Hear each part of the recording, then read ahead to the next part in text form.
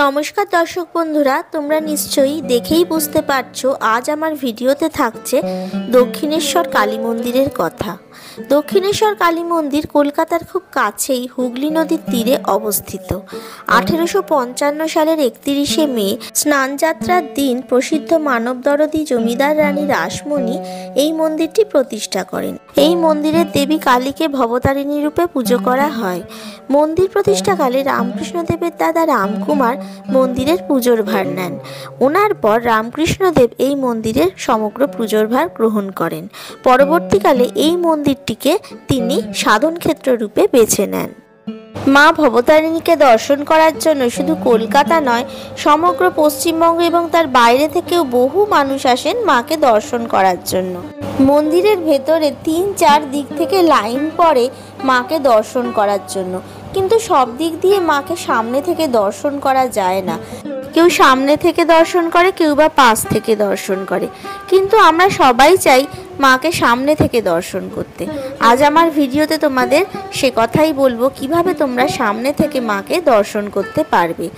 এছাড়াও থাকবে দক্ষিণেশ্বর মন্দিরের সমস্ত ইনফরমেশন, তাই আমার পুরো ভিডিওটা দেখতে থাকো।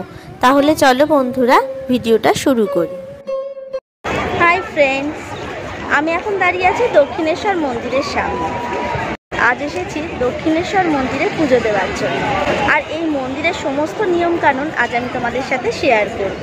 মন্দিরে কিভাবে আসবে, কোথায় ভোগ প্রসাদ পাবে, ভোগ প্রসাদ পাবার নিয়ম, মন্দির কখন বন্ধ হয় কখন খোলা হয়, এই সবই আমি তোমাদের সাথে শেয়ার করব। এবার তোমাদের বলে দিই তোমরা দক্ষিণেশ্বরে কিভাবে আসবে। তোমরা যদি ট্রেনে আসো তাহলে দক্ষিণেশ্বর স্টেশনে নেমে একটা অটো ধরে মন্দিরের সামনে চলে আসতে পারবে।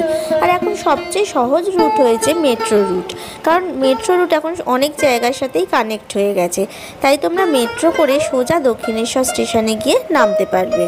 দক্ষিণেশ্বর মেট্রো স্টেশন থেকে বেরোলেই যারা মন্দির অবধি হাঁটতে পারবে না তাদের জন্য রয়েছে রিক্সা বা অটো।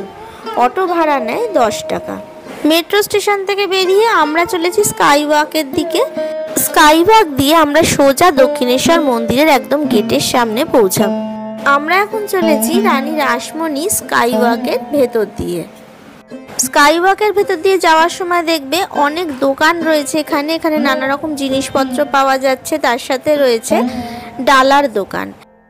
পুজো দেওয়ার জন্য আমরা যে ডালা নিয়ে যাই সেগুলো কিন্তু এখানে 10-20 টাকা থেকে শুরু হচ্ছে, কিন্তু মন্দিরের দিকে কিন্তু দাম অনেক বেশি। তাই তোমরা এখান দিয়ে যাওয়ার সময় ডালা সংগ্রহ করে নিতে পারো। এখানে পুজোর ডালার কিরকম দাম চলো জেনে নিই। দাদা, আপনাদের এখানে ডালা কত টাকা থেকে শুরু হচ্ছে? 20 টাকা থেকে শুরু আছে। আর কত টাকা অবধি মোটামুটি আছে? 20, 50, 100, 150 কাপড়ের ডালা। কাপড়ের ডালা কত? ওই 351 থেকে 351 থেকে। 351। Thank you. পুজোর ডালা কিনে নিয়ে এবার আমরা চলেছি মন্দিরের দিকে। আমরা এবার স্কাই ওয়াক থেকে বেরিয়ে যাচ্ছি, আর স্কাই ওয়াক থেকে নেমে গেলেই সামনেই পড়বে দক্ষিণেশ্বর মন্দিরের প্রধান ফটক। এবার আমি তোমাদের মন্দির কখন খোলা হয় আর কখন বন্ধ হয় তার টাইমিংটা বলে দিচ্ছি। সকাল 6টা থেকে 12:30 পর্যন্ত মন্দির খোলা থাকে। বিকেলে আবার মন্দির খোলে 3:30টার সময় আর বন্ধ হয় 7:30টা নাগাদ। তোমরা যারা এখানে বাইকে বা গাড়িতে আসতে চাও তাদের জন্য এখানে পার্কিং এরও ব্যবস্থা রয়েছে। এই গেটের ভেতর দিকে দেখো দূরে সারি সারি গাড়ি দাঁড়িয়ে রয়েছে, এইখানেই কিন্তু পার্কিং করা হয়। এখানে 4 হুইলার পার্কিং করলে তার জন্য ঘন্টায় 25 টাকা নেওয়া হয়। মন্দিরের ভেতর জুতো, ব্যাগ, ক্যামেরা, মোবাইল এগুলো অ্যালাউড নয়, সেজন্য এখানে জুতো, ব্যাগ, মোবাইল সব কিছুই জমা রেখে মন্দিরের ভেতর ঢুকতে হবে। দেখো এখানে কাউন্টার করা আছে, এখানে সব কিছু জমা রাখতে হবে। এখানে মোবাইলের জন্য 3 টাকা, জুতোর জন্য 6 টাকা ও ব্যাগের জন্য 10 টাকা নেওয়া হয়। এগুলো জমা রাখলে কাউন্টার থেকে একটা স্লিপ দেবে, সেটা কিন্তু যত্ন করে রেখে দিতে হবে। তারপর যখন দর্শন হয়ে যাবে এগুলো ফেরত নেবার সময় স্লিপটা দেখিয়ে তারপর ফেরত নিতে হবে। আমরাও সব কিছু জমা রেখে এখন চলেছি মন্দিরের দিকে। মন্দিরের ভেতরে যেহেতু ক্যামেরা অ্যালাউড নয়, তাই মন্দিরের ভেতরটা আমি তোমাদের ভালো করে দেখাতে পারলাম না। মন্দিরে গিয়ে আমরা মাকে একদম সামনে থেকে দর্শন করেছিলাম। তোমরা যদি মা ভবতারিণীকে একদম সামনের দিক থেকে দর্শন করতে চাও তাহলে কোনো দিকের লাইনে না দাঁড়িয়ে সোজা নাট মন্দিরের দিকে চলে যাবে। নাট মন্দিরের ঠিক সামনে মন্দিরের একটা সিঁড়ি উঠে গেছে, ওখানে যে লাইনটা পাবে সেখানেই দাঁড়াবে, তাহলে একদম সামনে থেকে মায়ের দর্শন করতে পারবে। এবার তোমাদের জানিয়ে দিই দক্ষিণেশ্বরে ভোগ প্রসাদ খাবার নিয়মগুলি কি কি। সকাল 9টা থেকে ভোগের কুপন দেওয়া হয়। ভোগ প্রসাদ খেতে হলে কিন্তু তাড়াতাড়ি মন্দিরে চলে গিয়ে কুপনটা সংগ্রহ করে নিতে হবে, কারণ প্রতিদিন 200টার বেশি কুপন দেওয়া হয় না, শুধুমাত্র শনি রবিবার 300টা করে কুপন দেওয়া হয়। ভোগ প্রসাদের মধ্যে থাকে খিচুড়ি ভোগ, সাদা ভাত, পোলাও, শুক্তো, ডাল, 2 রকম তরকারি, চাটনি ও পায়েস।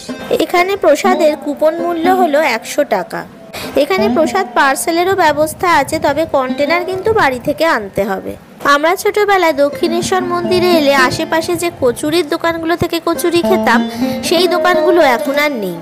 ওই যে দূরে দেখতে পাচ্ছ একটা ফুড প্লাজা বিল্ডিং আছে, ওখানেই এখন কচুরির দোকানগুলো শিফট হয়ে গেছে। ওখানেই তোমরা পাবে কচুরি, তরকারি, মিষ্টি আর বেশ বড় বড় সাইজের গুপি বাঘা রসগোল্লা। আমি এই দক্ষিণেশ্বর মন্দিরের যতটা পারলাম ইনফরমেশন তোমাদের দিলাম। আমার এই ভিডিওটা যদি তোমাদের ভালো লেগে থাকে তাহলে কিন্তু অবশ্যই কমেন্ট করে জানিও। যারা আমার চ্যানেলের নতুন বন্ধু, আমার চ্যানেলটাকে এখনো সাবস্ক্রাইব করোনি, তারা অবশ্যই সাবস্ক্রাইব করে দিও, আর পাশে থাকা বেল আইকনটা ক্লিক করে অল করে দিও, তাহলে আমার ভিডিও নোটিফিকেশন সবার আগে তোমাদের কাছে পৌঁছে যাবে। তাহলে আজকের মতো টাটা।